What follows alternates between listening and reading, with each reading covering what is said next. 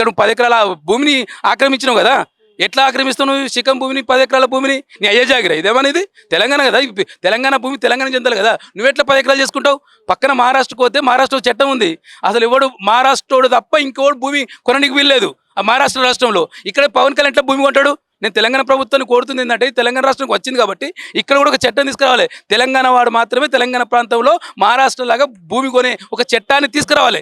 లేకపోతే కొడుకులు ఇవాళ మొత్తం హైదరాబాద్కి వచ్చి 12 ఏళ్ళ తర్వాత కూడా నీ రాష్ట్రాన్ని, నీ అమరావతిని, నీ పీఠాపురంను, నీ మొగుల్తూరును, నీ అయ్యే జాగిరి కదా అది, ఆ జాగిరి అక్కడ పెట్టుకొని నువ్వు మా అయ్యే జాగిరికి వచ్చి మాట్లాడితే నీ తోలు తీస్తాం, నీ తోలు తీయాల్సి వస్తుంది. నోరు మూసుకొని అక్కడ పరిపాలన చేయి. నువ్వు ముఖ్యమంత్రి అయినావు, ఉప ముఖ్యమంత్రి అయినావు, మంత్రి అయినావు, ఆ ప్రజల కోసం పట్టించుకో. అక్కడ చెప్పులతో కొడతారు నిన్ను. అక్కడ గ్రామీణాభివృద్ధి శాఖ మంత్రి ఉన్నావు, అక్కడ కూలీలకు పని లేదు, అక్కడ రైతులకు పని లేదు. ఈయన కులం గురించి మాట్లాడతాడు. ఈయన ఏ కులం నుంచి వచ్చిండు?